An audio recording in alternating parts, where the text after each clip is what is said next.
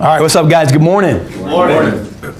Good morning. Man, you guys ready to have a good day? Yes, sir. Got off to a couple of minute late start. I want to welcome. Hopefully they're in the queue watching as well. We have Four Seasons Ford watching today. I want to welcome Facebook.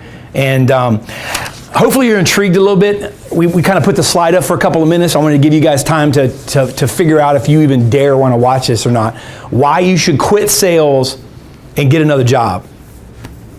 Why you should quit sales and get another job. Let me start by saying this. I don't know the statistic of this. I really did. And if somebody has the statistic, I'd love to see it. I mean, I literally Googled like crazy to try to figure it out. You can Google how many pastors quit on Monday morning. You can every week. I mean, you can Google how many, how long an NFL player or a professional sports player stays, in the game on average. It is very difficult for some reason to find a statistic on how many salespeople quit on a regular basis. I can just simply speak for this company.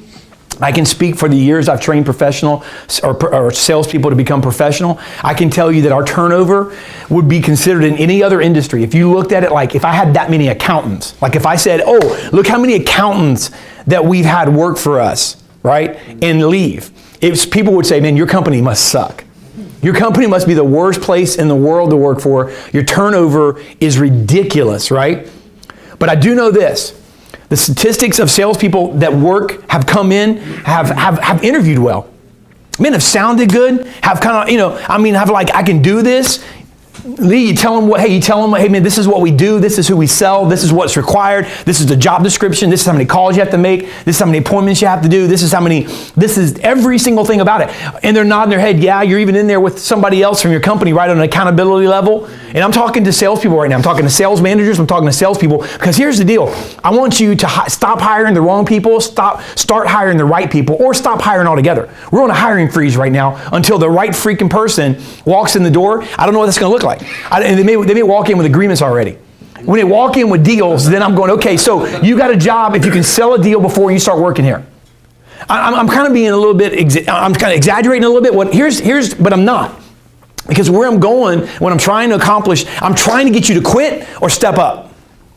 Now, I'm not telling you this, for those of you that see the title of this, guys, and say, hey, why should you quit sales and get another job? If you consider that negative, or if you saw the title and go, man, what's he going to talk about? I'm the most optimistic, virtually idealistic person, okay, that I've ever personally known, okay, and my wife tells me all the time, right? I literally will talk someone into the sun being green. If I believe it, if I want it that way, right? I can talk you into it. But here's the deal. I'm not trying to talk you into quitting. I'm trying to convince you to step up your game. But I'm telling you that you should quit if not, because you're going to save yourself a ton of freaking grief, a ton of stress, a ton of antacid purchases, a ton of like upset stomachs and indigestion and what do you call that? Acid reflux, right? When you wake up in the morning in the middle of the night and you feel like you can breathe like a dragon fire across the room. If you're married and you looked at your spouse, you can set her hair on fire or his hair on fire, right? It will save you that if you just go to Home Depot and get a job there. Because here's why. You go, wait a second, Dave, I'm in sales, man. I can't, come on, don't patronize me. I can't go get a job at Home Depot and make the kind of money I can in sales. Oh, you're right. The highest earning income profession in the entire world, period, is sales. If you're in sales, and then by the way, it's got to be the right sales opportunity with the right product and the right ability, right? Because, but if you're in the right opportunity, the top income earners in the world, period, bar none, are in the profession of sales. You guys know that, right? Do you know that watching? If you're in sales, which hopefully you are, unless you were just curious about this title and you're watching it, then you are among the highest earned income professionals in the world if you're in the industry with them. But see, I'm not telling you that you can go to Home Depot and make that kind of money. I'm telling you that you can go to Home Depot and make the kind of money you are as a mediocre person in the arena of sales and save yourself from getting beat senseless. That's like me becoming a professional boxer. You know what I'm saying? I am never going to win the big prize. No one's ever going to pay. First of all, I'm never going to win the big prize by getting paid millions of dollars to beat somebody. Secondly, I'm never going to get paid the millions of dollars to somebody to beat me because I'm never going to be a challenge. Right? To a professional boxer. So that's like me going, I'm just going to get paid whatever little milk money I can. You understand what I'm saying? And I'm going to step in the ring with freaking whoever's like Mike Tyson of old today. I'm going to get my lights knocked out. I'm going to get beat senseless in a ring where I have no business being, making the money that I can make at Home Depot or I can make at Publix bagging groceries. Seriously. Right? What's the difference between successful salespeople and those who are just wannabes? If you're watching this, I suggest you write this down, because if you're not in this, by the way, don't do it for me. Do it for the fact that if you don't want to quit sales, the first thing you could do is write down these notes I'm talking about. That would be the first easiest step. Getting a pen and a piece of paper and just writing them down. You go, well, you're not my boss. No, then click off Facebook. I don't care. But here's the deal. If you want to get better, I'm telling you that this is in my experience. This is in my years of doing sales. This is the recipe. You ready? It's going to be revelatory. It's going to literally blow your mind. It's going to be so freaking deep. You never heard anything like this before. You ready? A salesperson that makes it versus one who doesn't is just hungrier. They're just hungrier. They have an appetite for closing deals. They have an appetite for smashing targets. They have an appetite for it. Well, what does that mean? I want to stop there. You know what closing deals means, but when you say smash targets, what does that mean? What is that appetite? What are you talking about? Your own targets. Before you can ever smash the target of the person that's in first place, right? That's like idealistic thinking. I'm going to go after the person in first place my first day. How about smash your own targets? How about smash your objectives? How about set some goals? How about make phone calls? How about do the things that you need to do to get to the place where you can even be in the contest, the realm, the discussion of taking first place down, right? So the appetite for smashing targets is like, I'm looking at my targets. I see what's around me. I see what's the opportunity here, and I see what's been set ahead in front of me from my sales manager or my team or the objective that's been set, and I'm going to smash that. Matter of fact, I've got a hunger to smash that. I've got an appetite to smash that. I have an appetite for beating records. You know what? If you can't go after the first place record your first month, your second month, your third month, your fifth month, maybe the first place person is way ahead of you or whatever it is, you know what? How about find out? Take the initiative. You take the initiative to go to your sales manager. Don't wait for them to go to you. Maybe your sales manager sucks. But in the meantime, you can't use them sucking as an excuse for you sucking. Come on. I'm going to say that again. Maybe your sales manager sucks. But in the meantime, you can't use the excuse of them sucking for why you suck. Come on, man. So if you don't want to suck, then you got to be good wherever you are. You got to be great wherever you are. So go to them or go to the owner or go to the human resource person or the accounting person or whoever would handle it and go, I want, as best you can, I want the record of anybody in their first 3 months that worked here. One of them could be dead. One of them could be freaking digging a ditch somewhere. The other one could be moved on down the road. The other one could be the top salesperson currently in the room or in the company, but they were here 5-6 years. But maybe you can beat their first quarter record. Go back and get you asked for numbers of, hey, give me something that I can beat. I have a hunger and an appetite for beating records. The best salespeople are quite simply more hungry to sell and more hungry to succeed than everyone else. Do you get that? I'm going to give you a quote, right, that you've all heard, but then I'm going to disagree with it. All right, you've all heard this. When you want to succeed as bad as you want to what? Breathe, then you'll be successful. Actually, I've said that. I've seen that. I've shared that. I've retweeted that. I don't know where it originally came from, right? But here's the deal. When you want to succeed as bad as you want to breathe, then you'll be successful. You get that? You understand that? Here's why it doesn't work. You want to breathe. Who wants to breathe? Right. Okay. Who wants to breathe? Okay. But who thinks about breathing? You just breathe, right? It's not really a fair comparison, is it? I mean, you just breathe. You want to breathe. Okay, you want to breathe. You know you got to breathe to live. But you're not hungry to breathe. Right. That's good. You're not hungry to breathe. Hungry would be this. Hungry would be when you get, it's 9:48 here Eastern, right? If you're watching somewhere else, it could be 6:48, 7:48, 8:48. It's 9:48 here on the East Coast. Or maybe you're watching in another country. But right now, we just ate breakfast, okay? With the exception of Leon, who eats all the time, most of you aren't hungry. But around noon, around 11:45, around 11:30, okay? The thought begins to come into multiple minds. What am I going to eat for lunch? You begin to get hungry. You begin to think about it, right? Then all of a sudden, the food truck drives up to your dealership, or a food truck selling, like gyros with the homemade sauce, Billy. You know what I'm saying? Or like that little Chicago's best burger place. You know, has a mushroom Swiss burger, cooked medium with some truffle salt, French fries. Right? It starts happening around 11:30. You get hungry. So I'm going to say it this way. When you want to succeed as bad as you want a hamburger, then you'll be successful. See, when you get hungry, then you start thinking about eating. You're hungry. You have an appetite for it. So I'm going to tell you that you need to have an appetite for sales. See, breathing is done without thinking.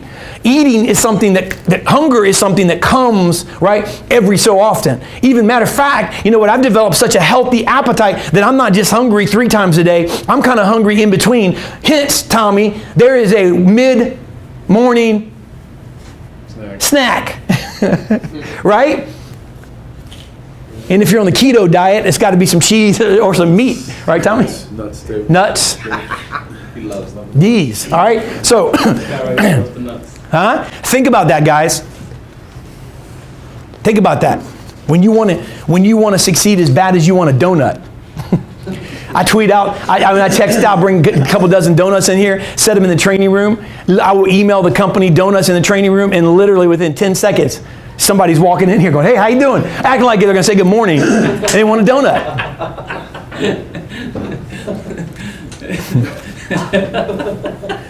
All right. Pretty accurate. So why should you quit sales and get another job? Because you're not hungry. Hungry salespeople are, ready? Number one, more motivated. Hungry salespeople are more driven. Hungry salespeople are more focused. Guys, they have a much bigger appetite for getting the sale, which gives you and I the fuel. Listen, it gives you the ability, Lee, to push past objections. Listen, hunger gives you the fuel. Listen, you need to write this down. Hunger gives you the fuel. Hunger gives you and I the fuel to push past objections. Look, we're going to see, here's the deal. Sales is hard. So I'm going to go back for a second. Why should you quit sales and get another job? Because it's freaking hard. I don't know the quit ratio. I just know our statistics and my statistics over the years of training salespeople. It's freaking high. There are a lot of salespeople that quit. There are people that come in and listen, I've had salespeople walk into this organization, even in the last year, and literally interview like they were Bill Gates, okay? And come out like, oh my God, this is going to be the greatest person in the world. And here I am, Mr. Idealistic, right? I'm the easiest sell in the world, man, because you just got to sound good and be breathing. Be like, oh, let me see. Hold on, let me see if you can work here or not. Here, catch this, Brett. Right here. Let me see. Oh yeah, he's got a pulse. Let me see. Can he fog a glass? Yeah, he's fogging a glass, right? What? He's fogging a glass. He's breathing. You know, his resume looks pretty good. When he Googled that and copied it and pasted it, right? He found out, like, strong sales resume. We got this thing called the internet. Strong sales resume. Freaking, I'm a machine, a closer, but more self-motivated. What they really mean is I'm lazy, and I'm going to be mediocre, and I'm barely going to make any calls. I'm going to get distracted. You understand? Come on. But they sell me, they get here. I've had people this year, why should you quit and get another job? I've had people this year that came in the first 2 days of their training, told our sales manager, you'd have to carry me out of here. I don't know if he said forklift or the forklift or like pry me out with the jaws of life, right? I'm freaking all over this. 3 days later, with tears, literal tears running down his face, he left on his own after lunch, didn't come back. Must have been the burger, right? Are you hearing me? Why should you quit sales and get another job? Because it is hard, man. It is hard. It is difficult. Listen, you don't want bags under your eyes. You don't want indigestion. You don't want acid reflux. You don't want stress. You don't want to lose your hair. You don't want to be in bad moods. You don't want to have bad weekends. You don't want to regret dread coming in on Monday. You don't want to feel like rolling over in the morning. Then go work at Publix. Go work at Kroger's. Wherever you are, go work at Home Depot or Lowe's. Go get a job bagging groceries. Go get a job digging a ditch. Go get a job in a call center. Get a job setting appointments so you can at least feel like you're talking to somebody. Come on, bro. But if you're hungry, if you're hungry, then you'll be more motivated, more driven, and more focused than everyone else. And then then your income will rise. See, because you need this appetite. Listen, you need the appetite to push past objections. Because listen, somebody that's not hungry, somebody that's not focused, and somebody that's not driven, when they get that objection, it's going to take them out. See, I'm going to walk in the ring with Mike Tyson. I'm going to walk in the ring with whoever, give me a UFC fighter that's bad. Right now, all of them are bad if I walked in the ring with them, right? I mean, but give me one that's like, give me one. No, hurry. McGregor, right? What's it, Conor McGregor? Kind of walk in the ring with Conor McGregor. Be like this. First time he ain't got to hit me, right? Because I'm thinking this guy's, if he hits me, it's gonna take me out. He's just got to go like, you know what I'm saying? Like brush my hair. So be like, whoa, what happened there, brother? You know what I mean? I'm thinking, got my ear, is my ear still on? All right. You understand what I'm saying? What I'm trying to say is, look, man, I can walk in the ring. You get the first jab, and you're like, whoa, ooh. See, if you're not motivated and hungry and driven and focused, sorry, Leon, if you're not, although that this is my walk space, so I mean, not technically.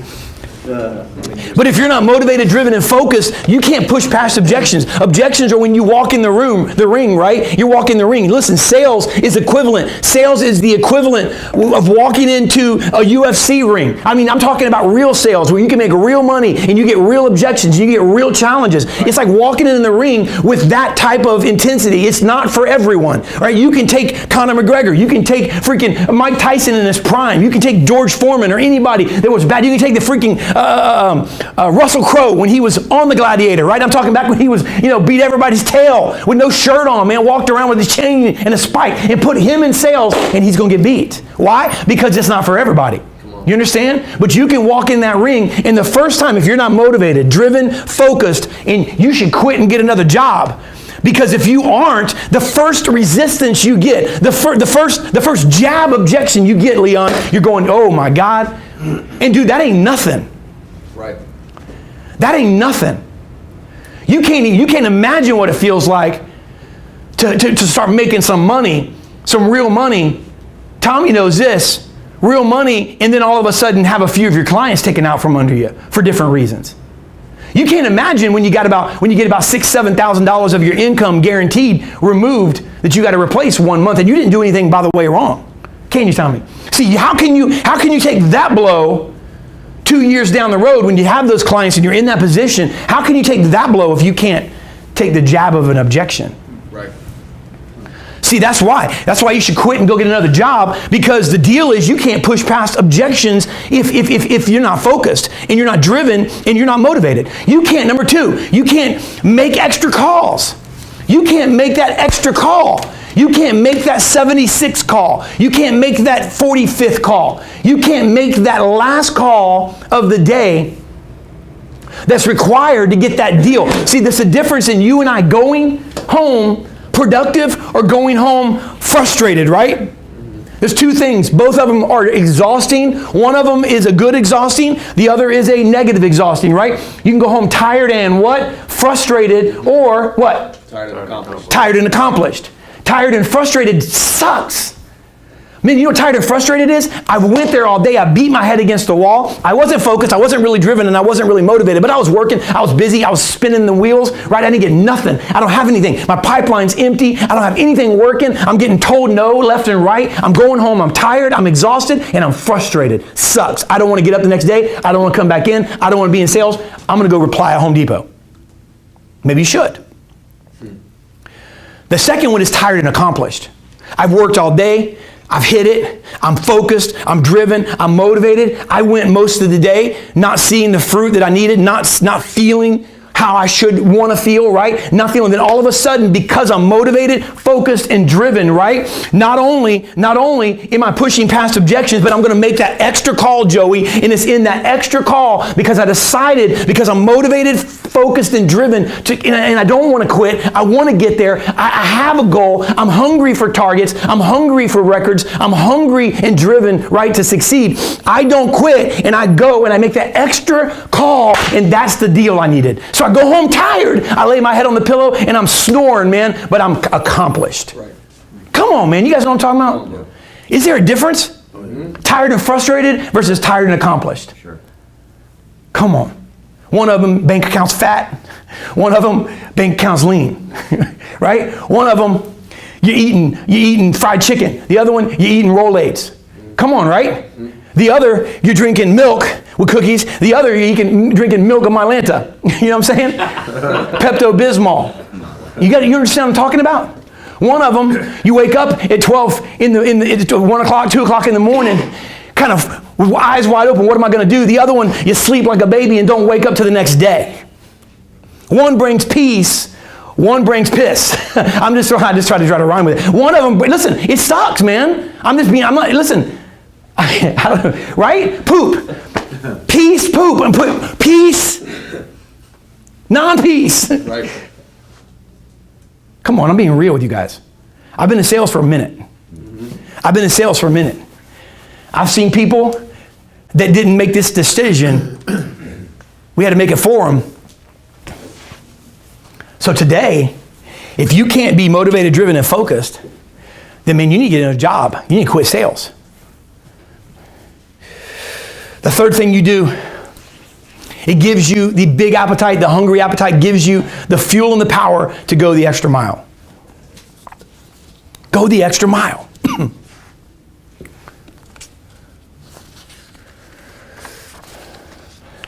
You guys know where I came from, and I'll say it for the people watching. You know, biblically, right? It's the Jewish people were under oppression by Romans, and it said that in law, Roman law, that any Roman could look at any Jew at any time and say, "Carry my stuff." Carry my stuff for 1 mile. That was how long they could by law make them carry it. So Jesus in his teaching said, when somebody requires you to go 1 mile, Leon, go 2. The one because you're required, the second one because you're going to go above and beyond. So go the extra mile. That's where it came from.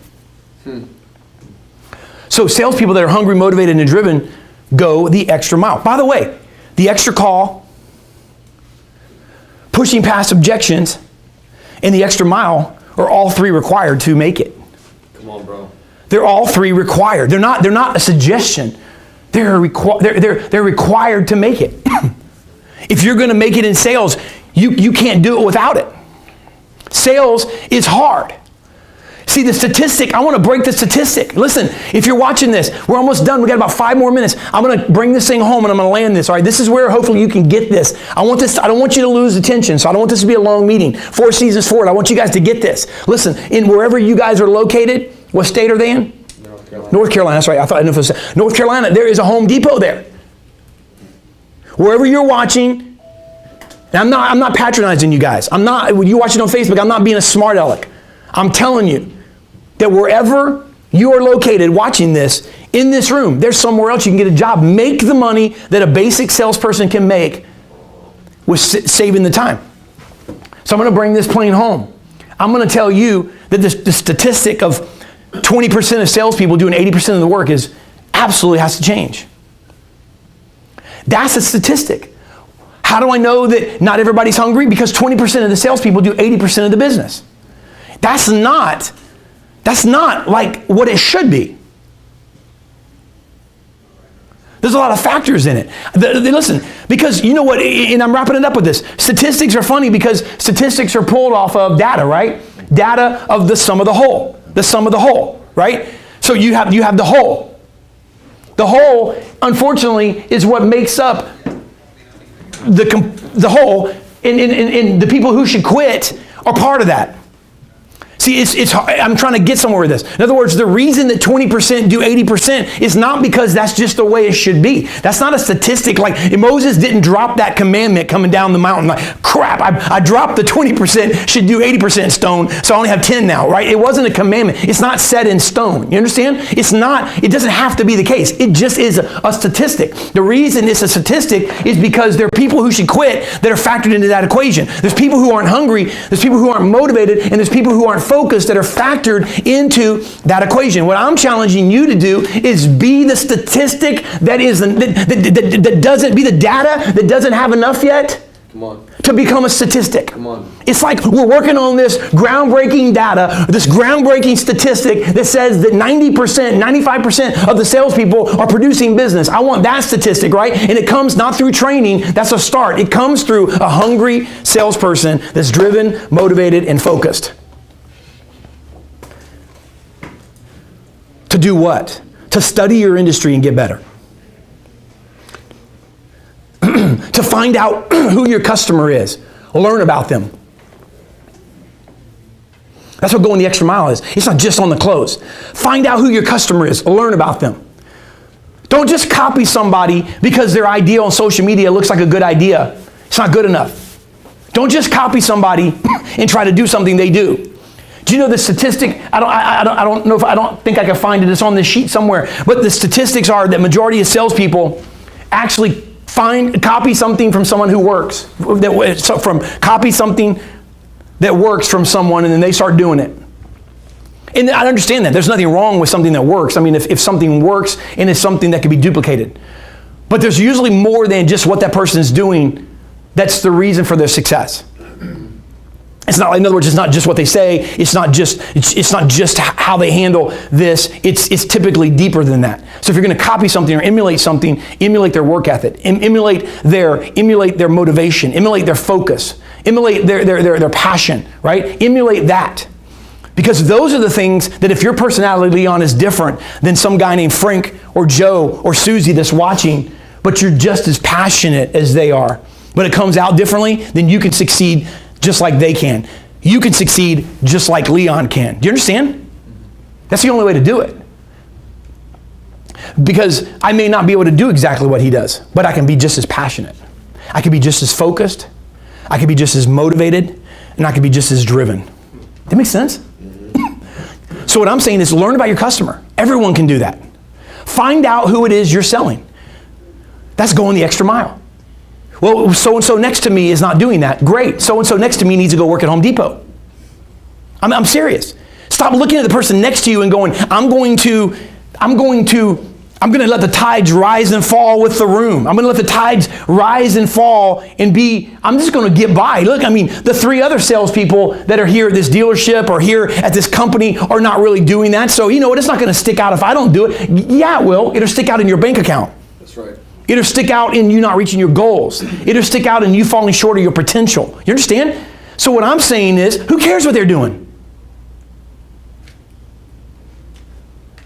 Well, there's no person here at my dealership, at my company, at my organization that I can really look at their passion and their motivation and their focus. Well, then be that person that everybody else looks at.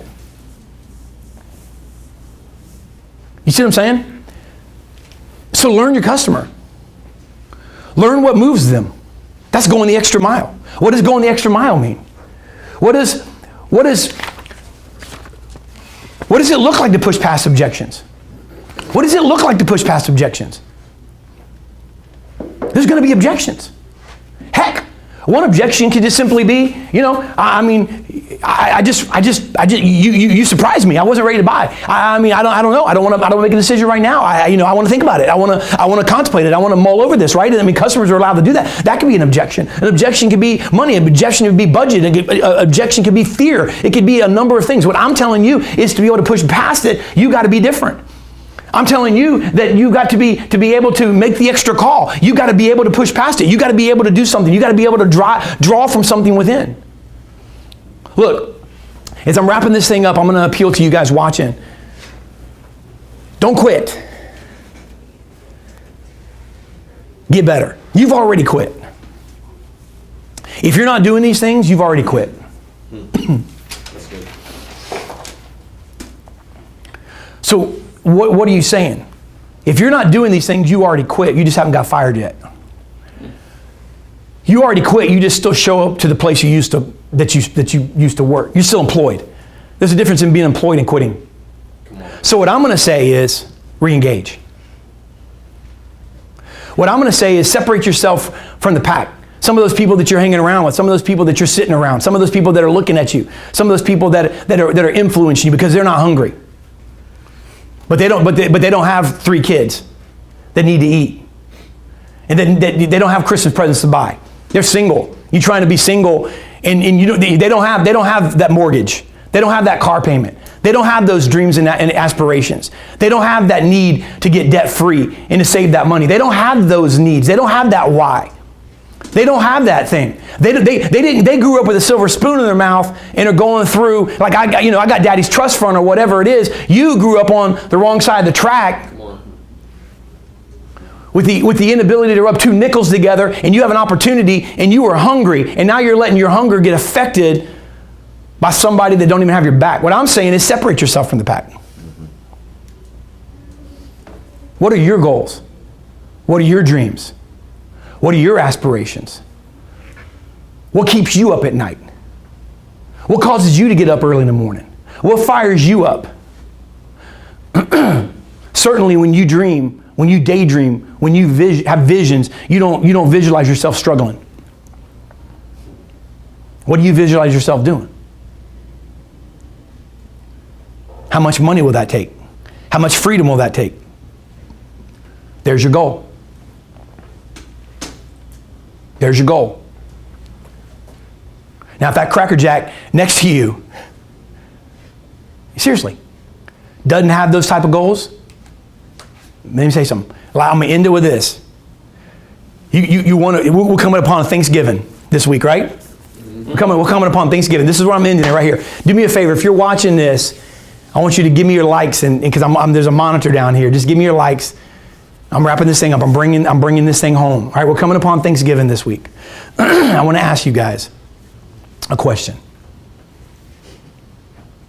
What bird do we eat for Thanksgiving? Turkey. Turkey. Pheasant? Keep those likes coming. Keep those likes coming. Thank you. We're on a delay here in the monitor. We're eating turkey. There's two birds I'm going to mention right now. All right?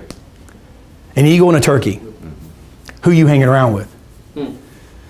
You got the goals, you got the dreams, and you got the desires, and you got the aspirations, and you got the makeup, you got the DNA, you got the vision, Lee, of an eagle. And then Joe Bob, Susie Smith sitting next to you is a turkey. You are who you hang out with. If you're an eagle, you hanging out with turkeys, and you're an eagle that's walking. How dumb would it be you watching a bunch of turkeys out there gobbling around in the prairie, and there's a big old bald eagle that has all this wingspan and this strength enough to fly above the storm. You know, eagles, when they get into a storm, they rise above the storm. They got vision where they can see prey from that high in the air. So I'm talking about an eagle, man. Come on. An eagle. An eagle is not meant to walk around like, can you imagine seeing an eagle walk around? It was raised by turkeys, right? Thinking that it's a turkey. And all this time, man, this guy's got all this gal's got all this pent-up strength inside of them. And here you are walking around turkeys. Man, listen, shake those turkeys. Let them be on the plate this Thursday, right? And get up in the air, man, and fly where you're meant to. Soar up there. Get motivated. I want you to get focused. And I want you to get driven, all right? Come on, right? What do you say, guys? You guys in? Come on, 4 seasons forward, baby. This is your season, right? This is one of the 4. This is a 5th season. You guys are no longer 4 seasons. You're 5th season forward. This season is yours right here, all right? This is the time where you guys rise up. You're watching on Facebook? This is it right here, all right? You have a lot to be thankful for. I want you to add something to the plate. No pun intended. This week, all right? I want you to be thankful for what you did Monday, Tuesday, and Wednesday because you got lit up on the inside right here. I'm not trying to light a fire under you. I'm trying to light a fire on the inside of you. Listen, lighting a fire under somebody gets them to do it because you told them so. Lighting a fire on the inside of somebody gets them to do it because they want to, right? You got to want to. You got to get your want to back. You got to get your motivation back. You got to get your drive back. You got to get your fire back. You're not a turkey. Stop gobbling like a turkey. An eagle would look foolish gobbling like a turkey, right? I don't know what an eagle does, but whatever that sound is they make, man, right? That sound they make is powerful. What? That's a turkey, man. That sounds like a turkey. That's a turkey, Billy. An eagle is like, right? I don't know. Man, if you heard an eagle coming down, you would urinate yourself, right? Because it's scary. It's frightening. All right, we're done. Hey, thank you guys for hanging out with us. Remember, quit your job, go to Home Depot. They're hiring for Christmas. All right, go get a job there or get better. Thank you.